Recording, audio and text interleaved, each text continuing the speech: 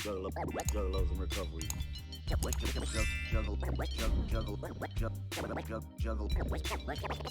in recovery. Juggalos in recovery.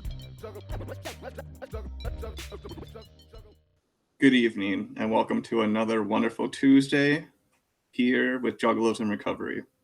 I'm your host, Enzo, here with another Tuesday meditation. To begin, I like to go through the 12 traditions.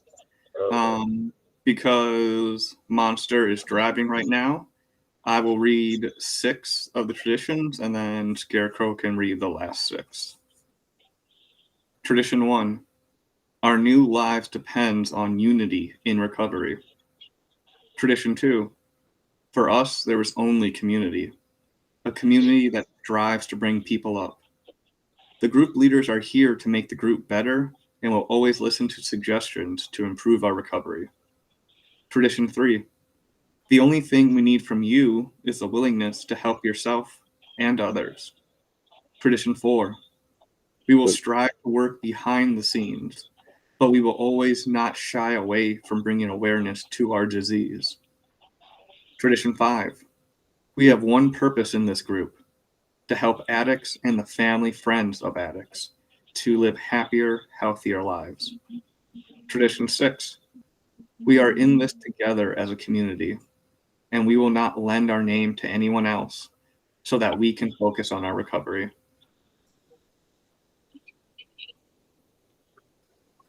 Tradition 7. We support ourselves and each other. There are no dues or fees, but donations are received at the group level. Tradition 8. We can organize groups and committees, but we work with only volunteers. Tradition 9. We will never be a business. Our volunteers are here to help the group spread the recovery message. Tradition 10. We have no opinion on anything other than recovery. Tradition 11, public relations are based on attractions and word of mouth. Did I read that right? Yeah. Tradition 12, our community is what holds us together and makes us stronger. Thank you.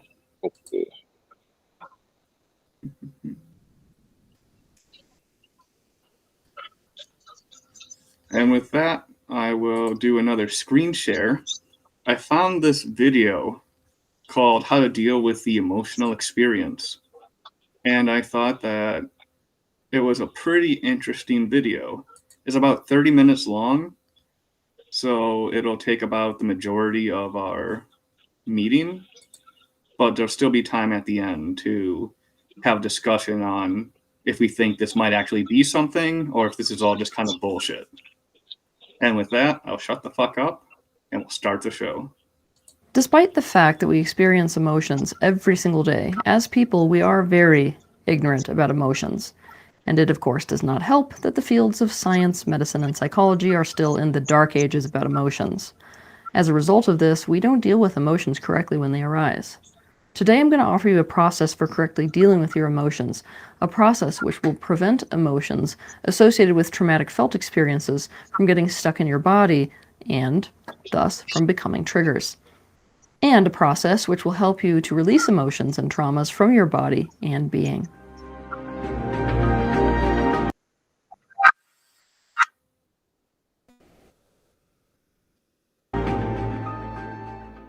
When it comes to emotions, we do things like ignore, suppress, deny, reject, fix, turn against, try to control, minimize, distract ourselves from, disguise,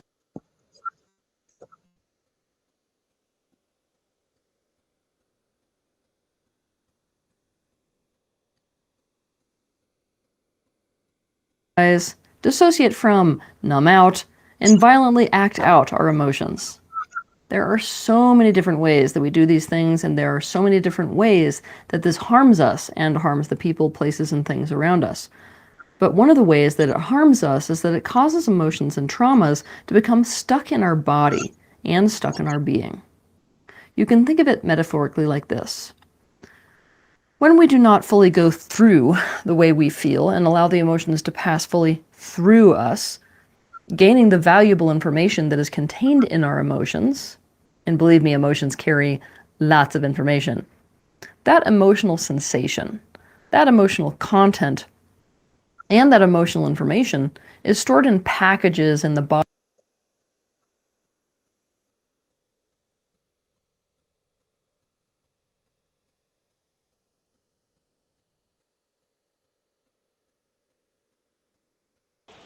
Did everything freeze or?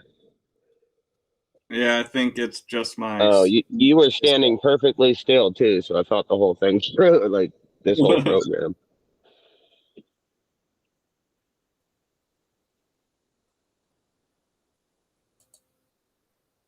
Give it a minute. Maybe if I turn down the quality, if that is an option. Yep.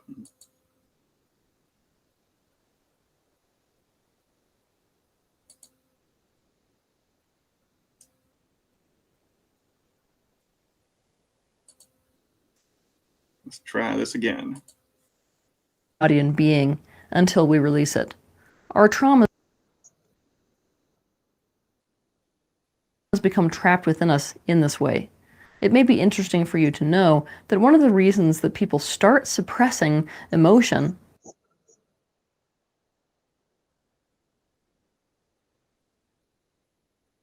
is because emotion carries truths, and they don't want to see those truths that are painful to acknowledge about themselves or about other people or about life. For this not to happen, we have to let emotions fully pass through our being when they occur instead of resisting them. And when we go through something that is traumatizing or that stirs up strong negative emotion, we need to place our attention on it so as to give it our full presence. We need to fully experience it. We need to let it pass fully through our body and energy field. We need to learn the information contained in it. Doing so will increase our capacity to feel, as well as our capacity to process those emotions or those things that we feel. It's like building emotional muscle. And this, in turn, will make it so that we feel we can deal with anything life throws our way, rather than spending every day in panic because down deep, we feel like we can't handle painful things happening because we can't handle the emotions that those things will cause us to feel. People fear that when you focus on an emotion, it will simply amplify. It won't ever go away. In fact, it just gets bigger and may even kill them. This represents a huge amount of disempowerment that people feel relative to their own emotions, and this is not true at all when it comes to emotions. First of all, it's important to understand that emotions are very fluid. They move through you if you let them. They're changeable. They change and change and change and change and flow, right? On top of this, your truth, and therefore your emotions, don't just disappear by focusing on something else. The picture of what causes emotions is more complicated than just what you are focused on in the present moment.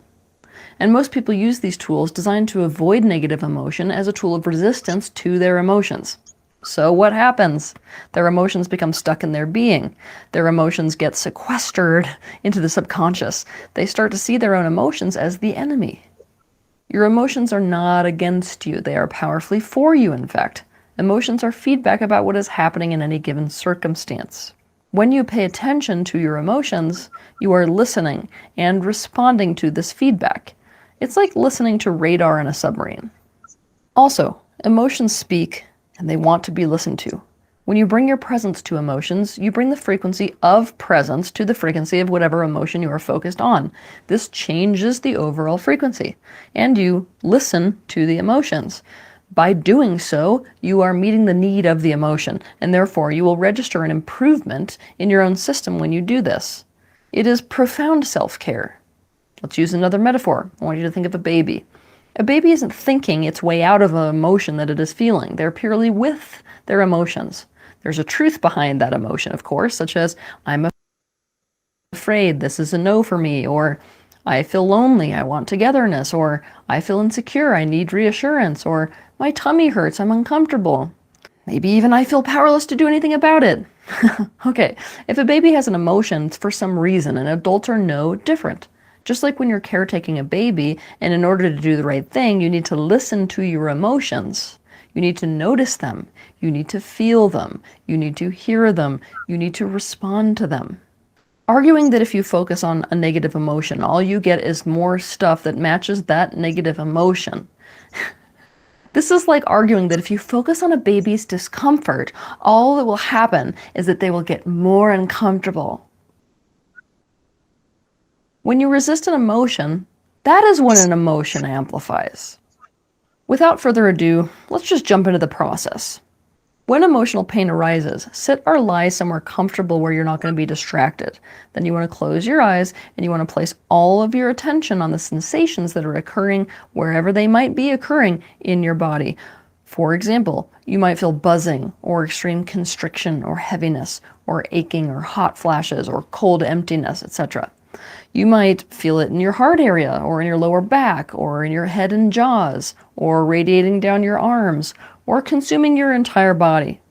Your intent is to experience the emotional experience fully, to feel, hear, see, and understand it completely. Therefore, you are not going to do anything with the sensations that you are feeling and observing. You are not going to fight them. You are not going to try to fix them. You're not going to try to soothe them or anything else. Pay very slow and very deep attention to them.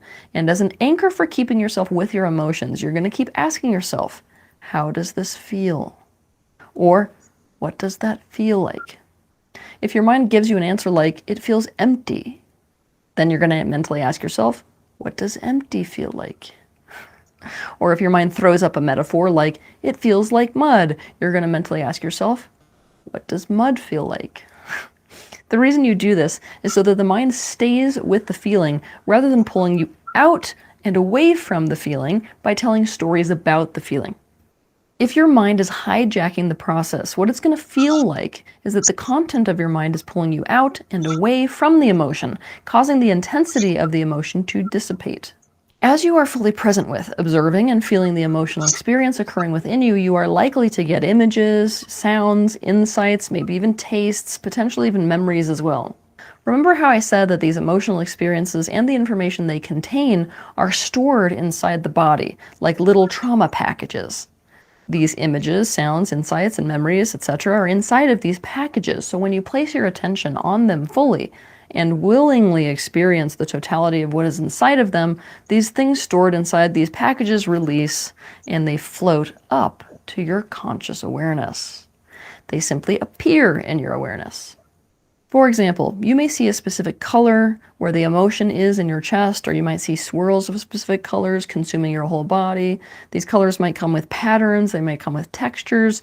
You may get the image of a substance like sand or mud, or an object, or a food, or a person's face, or a place. You may hear someone's voice, or the sound of wind, or screaming. You may suddenly be able to taste a certain flavor in your mouth. You may instantly feel like you are inside of a memory of yours, like a whole scene has come up for replay. You might hear an insight such as, this is why I have such intense issues trusting people. Or experience a deep knowing, like, I need to choose to let go of people who don't put any effort or energy into the relationship with me.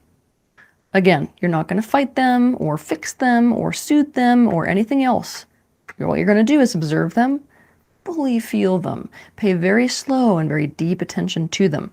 When any of the content of the emotional experience that you were focused on comes up, you're going to continue to feel the emotion. Just like when you watch a movie, the colors and the textures and the images and the insights and memories are there to enhance the experience and add to the experience, not to take you out and away from it, which is why you want to keep using your anchor question of, what does that feel like? And be willing to be present for a very slow, time-consuming process rather than rush the process. This process, by the way, does tend to get faster over time. By fully experiencing an emotion or an emotional package that is stuck in the body, by letting it completely consume your body and being, you are giving it space to move. And as you do, it will move and it will change. For example, the color black might start changing to the color blue, and this might coincide with a change from the feeling of an aching, charged, stuck hatred to something like a cold, sinking, sore sadness. The images might move and change. For example, from the image of a rainstorm to the image of sitting in your living room as a child all alone in a silent house. What is important is that you are not doing any of these things. You're not doing these changes. Instead, they are happening to you, and you're just experiencing them as a result of being totally unconditionally present to fully experience them. Some of these emotions need much more presence than others. Some move and change very quickly, whereas others hold for a long time exactly as they are, causing you to worry if they're ever going to change or ever going to end. This should simply show you how resistant you are to experiencing that specific feeling and how conditional you are with yourself. Because the message that you're essentially sending yourself when you think things like this or when you go into resistance like this is, I'll be with you so that you go away. Essentially, as a part of this process, you are likely to experience your own resistance to feeling emotions or to a specific emotional experience. And you will experience your own resistance the same way that you do any other part of this process, with sensations and images and sounds, etc. You're going to keep using your anchor even on the way the resistance itself feels. What does that feel like? Now let's go one step deeper, because I'm going to give you another analogy to spin off of the last one, which is going to help you immensely as you go through this process and when you experience any emotion. Imagine that inside every emotional package was a singing bowl. And imagine that the specific feeling you experience when you experience that specific package is the unique tone of that specific singing bowl. Some are far more unpleasant than others. When you place your attention on the way you feel, or when something happens in your life to trigger a specific emotional package, it is like that specific singing bowl was struck, bong, and it needs to sing through your entire body and being. It needs to be able to vibrate out completely to the point where it no longer vibrates, just like a singing bowl. This is true if you feel any emotion. It's smart to address any emotion as if it is a singing bowl that has been struck and that needs to sing itself out in order to dematerialize. But if you have a trigger, what has happened is that when the painful experience originally occurred, that singing bowl was not allowed to sing. It was suppressed. It stayed stuck and unplayed in the being. And you have most likely spent your whole life trying to shut down its singing. Should it ever get touched by something you experience in the world? More than that, you've most likely spent your whole life trying to avoid anything that might cause that package with that singing bowl to be touched. For so many of us, our entire lives are spent in a perpetual state of avoidance. Our life is nothing more than us trying to avoid feeling certain ways. And this is no way to live. When you are doing this process and you feel the emotion, like a feeling tone in your body, remind yourself to let it sing through your whole being, like a singing bowl that has just been struck. It is here that you have options. Because it is so important to fully experience our emotions and to be present with yourself in that way, to build up the emotional muscle to do so, you might actually choose to do this in increments. Metaphorically speaking, you might choose to dip a toe into this process first, and then an ankle, and then a leg. If you do this, you're going to do this process until you feel a slight release, maybe like a, let's say, 10 to 20% reduction in tension within your body. The reason for this tension release is that your own being registers your presence. It's a soothing force because you are indicating that you are changing your pattern of self-abandonment. If you do it this way, you're going to just simply increase your presence from there. Maybe the next time you will do it until an emotion you experience moves and changes to a totally different emotion, and you experience that new emotion for a time. When you do this process that way, just make sure that you exit the process by giving yourself some reassuring messages. Messages that are the opposite of self-abandonment, such as saying to the specific emotion that you are processing, you can stay with me as we go through the day. Or affirming to yourself, I will not leave myself here like this. I am coming back to this on Saturday. Or by internally explaining to yourself why you are choosing to stop there, and then caringly addressing and resolving any fears that you may feel crop up within yourself in response to that. You ready for the master's class? The other option is to go all the way through. When you go all the way through an emotion, you are with it unconditionally and completely as it changes and changes and changes until the improvement happens on its own and to you. You're simply experiencing the improvement as it naturally occurs. For example, this might look like palpable relief, or it might look like a sense of deep groundedness, or it might look like experiencing the exact opposite of the original pain. Like I said, this is the master's class of emotional experiencing, and depending on the specific emotional experience that you are experiencing, it can take a really long time. When you do this, you are likely to experience a turning point. For example, you may have been triggered by someone devaluing you, and you might be sitting in a part of the process with an excruciating white-hot pain, and it may consume your whole body. You might get images of your body falling apart, being dissolved by that white-hot pain, only to suddenly start experiencing your body coming back together again. And that white-hot pain turning to a technicolor tapestry, and the feeling changing from excruciating pain to a kind of solidness and strength and fullness, and suddenly receiving insights like, everything in the universe is inside of you, so it's impossible not to have value. And you will get to a point where intuitively it feels like you have reached completion with that specific package and with that specific singing bowl. You may also choose to do anything in between these two options. I want you to remember that we are building emotional muscle. So that you can understand this process better, I'm going to give you an example. So let's start with Jackson. Jackson received a rejection letter from a college that he was desperate to get into.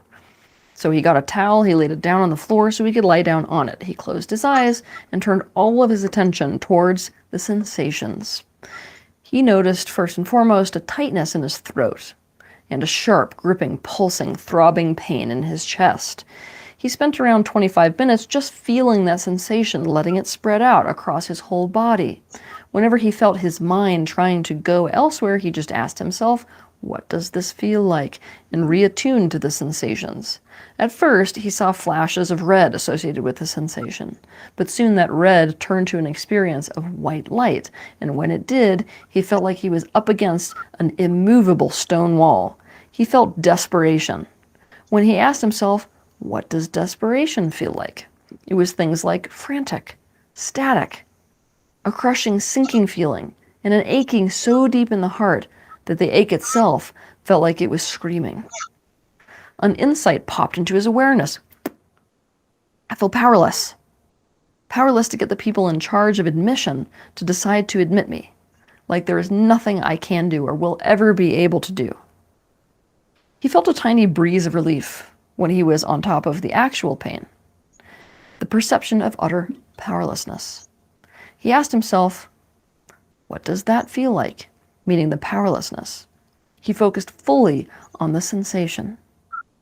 Breathlessness, stuckness, the aching in his chest, the wobbliness in his limbs. He watched it and felt it and listened to see if it had any sounds for what felt like a long time before the image of a big red rubber ball took over his entire vision. He didn't understand it. The image felt intrusive. But he let himself feel intruded upon. He let the big red ball intrude on him and asked himself, what does this ball feel like? The sensations he felt of powerlessness simply amplified. They intensified. The image of the ball and the powerlessness stayed as is. He felt himself go into resistance to it. The thought, oh my God, this is never going to end, came up. So he felt the powerlessness and also the resistance he was feeling to the experience of that powerlessness. He allowed the feeling of himself pushing against what is happening and clenching against it to take over his body, as if he was totally surrendering to fully feeling that internal fight between the experience and his resistance to the experience. He heard his own internal voice pipe up and say, okay then, let it never end then. This caused a relaxation in his body. Then Jackson saw a memory of being in his middle school gymnasium. The smell of the place was so real. It was as if he was there again. And he asked himself, what does this feel like? Extreme frustration in the form of constriction and heat and this rushing and electric currents that are coursing through his being, with bright red again. For a time, it was like he was stuck in the memory, while at the same time feeling engulfed by a red fire. He was totally with it. He let his whole body feel it. And eventually that red turned into a white light, similar to in the beginning of the process. And the memory of him not being chosen for a dodgeball team that he was desperate to join on account of a group of older boys popped up. Jackson experienced the memory as if what was happening emotionally at that time were happening to him right here and now. He let the breathlessness, the stuckness, the aching in his chest spread all through his body. The white light intensified and intensified. He had been fully with the process for over an hour at this point. He thought about the singing bowl analogy, that it needs to sing, and this helped him to let that feeling experience completely ring through his entire body for as long as it needed to. Then he felt himself stop fighting against the boys in the memory. It just happened. He felt himself give up, as if he just couldn't fight anymore. This felt like relief. The white light disappeared and turned into a dark blue, a heavy, sinking sadness. He saw the image of himself lying on his side on the gym floor, and the lights in the gymnasium being turned off. And a knowing popped into his awareness that he needed to accept the rejection and to accept he was not going to keep trying to change it. Tiredness took over his entire body, a palpable fatigue, but he was surprised by how relieving that felt. Not good, just much better than the powerlessness and the fight to try to be accepted. He fully surrendered to the feeling of that letdown and to the smell of the gymnasium floor, because that is what was happening in terms of felt-based experience in that moment. Soon the image of the gymnasium faded on its own. He was just completely in and of that blue tiredness and sinking.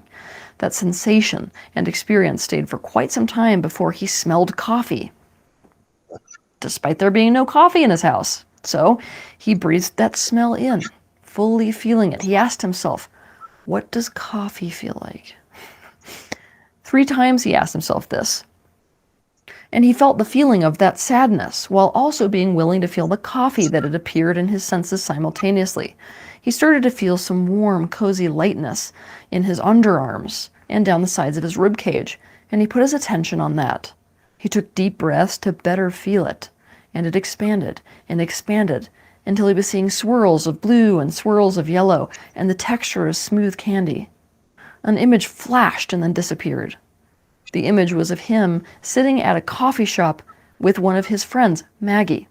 He didn't chase the image. He didn't try to understand it. He just kept feeling what was there. The swirls of blue and yellow. The sadness mixed with the warm coziness. And after about 15 minutes of the feeling being allowed to just completely play out and sing within him, he had a huge insight come to his awareness.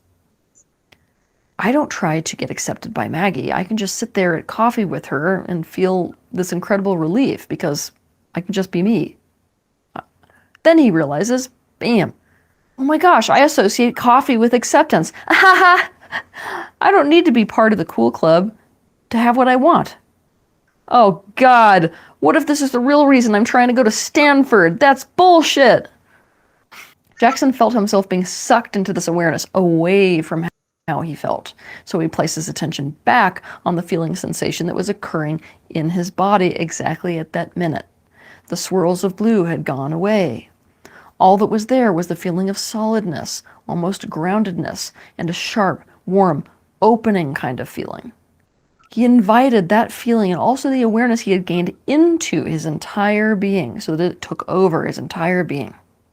He saw flashes of his friend Maggie, and they intensified this feeling. He loved that feeling. He let it seep into every fiber of his being until he felt this intuitive feeling that it was enough for that time. He checked in internally to feel for if opening his eyes and going about his day would be okay for all of him. And he felt an internal yes. So he took 3 deep breaths and thanked the feeling in his body, got up, drank a full glass of water, and went about the rest of his day. This process is as close to a medicine journey as you will get without actually taking shamanic medicines. Like shamanic medicine journey work, it is simply a process that happens to you and you are simply experiencing it. You are going along for the ride rather than proactively doing anything to bring it about. You are experiencing. You may feel exhausted after you do this process. It's just a little warning. That's totally normal. Building emotional muscle can be tiring at first. On top of this, it is exhausting to keep emotions stored in the being and to live your life trying to avoid them being triggered. Also, exhausting being stuck in fight or flight mode, which so many of us are when we're stuck in our triggers. So there's often a huge exhaustion to be experienced when you stop doing all of this. You can do this process with what you might judge as positive feel-good emotions too. It's not like you're limited to doing this only with what you would judge as negative, uncomfortable, and painful emotions. It's just that those are the ones that we tend to resist rather than let ourselves fully experience. And so those tend to be the ones that become stuck within the being and serving as triggers more often than others. Another powerful element of this process is that it deactivates the nervous system. Remember how I was talking about being stuck in fight or flight mode? Often when triggers are activated, you will register threat or danger.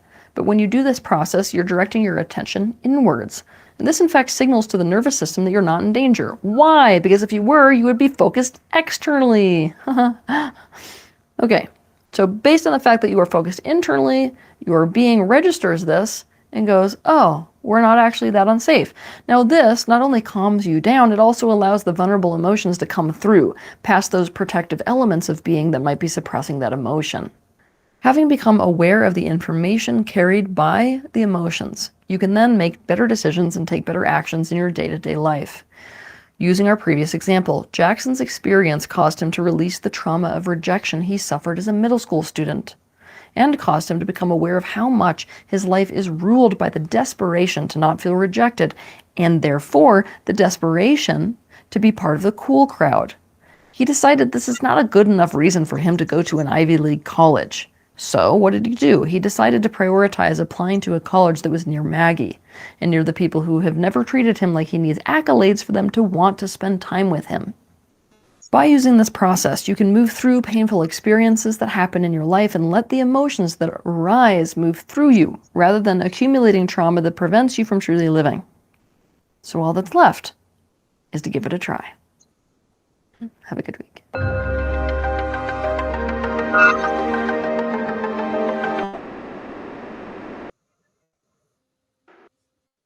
You have a link to that video you can post in the chat?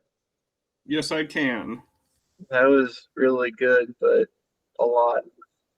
Yeah, she went incredibly fast, in my opinion. No, I But- mean like a lot, as in like it actually does work, and I know like what she's talking about, feelings that conjure up certain images, is pretty hard to digest. And I know right off the top I have 3 of them. When I feel like a failure, I often feel like I'm literally in hell burning to death, but my flesh regrows and I get burned to death like over and over again.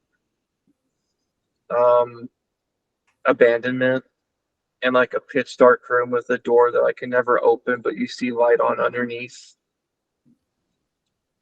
And then probably worthlessness, like getting beaten to death where I'm on the ground having my ribs kicked in one by one and nose broken, just like full on like 5 or 10 pounds worth of punch just caved in.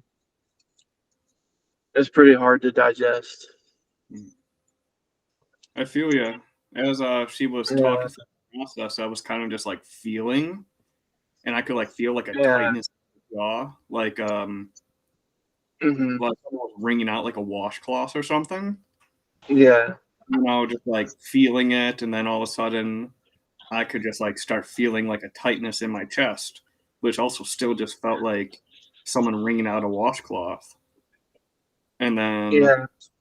somehow like I had this insight that I related it to like my upbringing and like the child abuse I suffered at my father, just like getting like slapped on that side of my face and just like connecting that with like a closing down of my heart. Whereas like Mhm. every slap just like closed me down a little bit more. Mhm. And going through all this, it just had the insight that, okay, I definitely haven't worked past all this childhood stuff with my dad, despite how much I will angrily say that I have, which clearly I haven't. Mhm.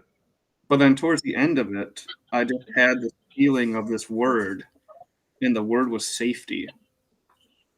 And yeah, because like as we were going through the process and just being with it, like the tightness in my jaw loosened, like the feeling in my heart loosened, and it was just kind of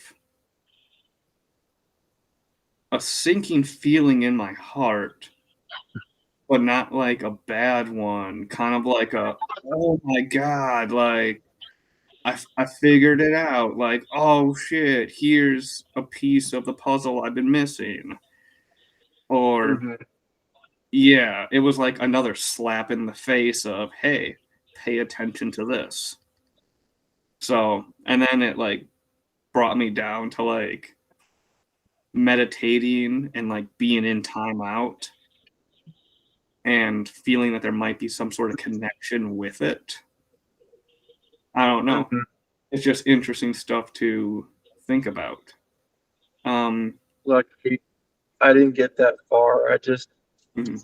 I thought about being dumped, and then I thought about like how it made me feel, and the feeling was less about rejection, but more about feeling like I failed, like something was wrong with me.